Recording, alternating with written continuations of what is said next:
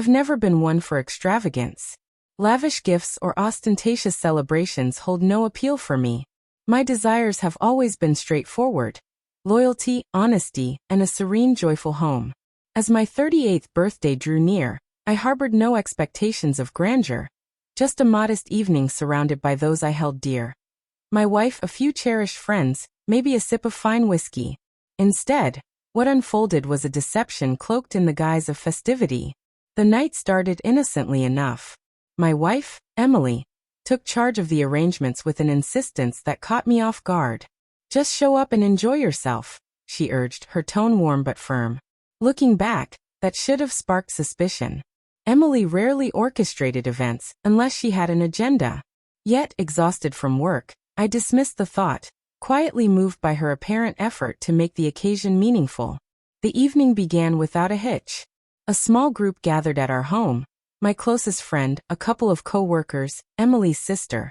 The meal was exquisite, the drinks flowed generously, and gentle music created a soothing ambience.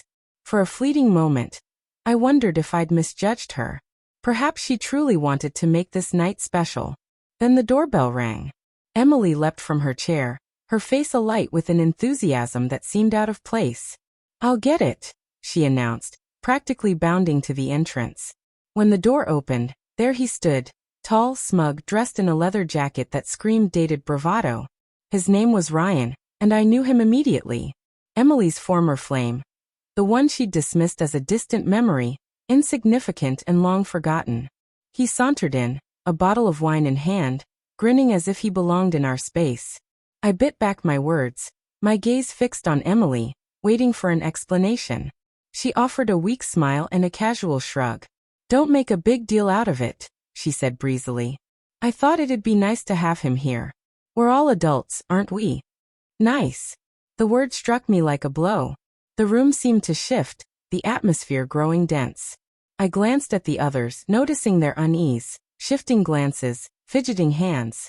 Emily, however, was already deep in conversation with Ryan, her laughter ringing out at his every quip, her attention wholly on him as she poured him a drink without so much as a glance in my direction. I leaned toward her, my voice quiet but firm. "Is this a joke?" She sighed, her eyes rolling in exasperation. "You're overreacting. He's just here for a drink." But it wasn't just a drink. It was the way her expression softened when he spoke, the way her fingers brushed his sleeve as she chuckled, the way she seemed to erase my presence. On my birthday, of all days. I sat, watching, my anger simmering beneath the surface. Each moment dragged on, heavy and unending. Then I caught it. Emily slipped her phone to Ryan under the table, not openly but with a furtive glance, as if guarding a secret meant only for them. That was the moment I snapped. I stood slowly, deliberately, raising my glass. The room hushed, every eye turning to me. I faced Ryan, my voice calm but cutting. "To Ryan," I said, "for teaching me that trust is a gift, not a guarantee." Emily's face paled. "David, what are you doing?" she faltered, her voice unsteady. I turned to her, the glass still in my hand. What I should have done long ago. I set it down and met Ryan's gaze. "You have 2 minutes to get out of my house." He smirked, leaning back in his chair. "Come on, man, chill." 1 minute 30 seconds, I replied, stepping closer, my tone unwavering. "You don't want me to count aloud." He grabbed his jacket and left, his wine untouched. Then I faced Emily. "Pack a bag." She blinked, stunned. "What?" "I'm finished," I said. "You humiliated me in front of everyone I care about on my birthday, for some ex you clearly never let go of." She tried to deflect, her voice shaking. "I didn't mean it like that." I raised a hand, cutting her off. "Don't. Just go. Stay at your sister's. I'll have the divorce papers sent there." She crumbled, tears falling, but I stood firm. Her sister tried to mediate, murmuring about miscommunications, but I silenced her with a look.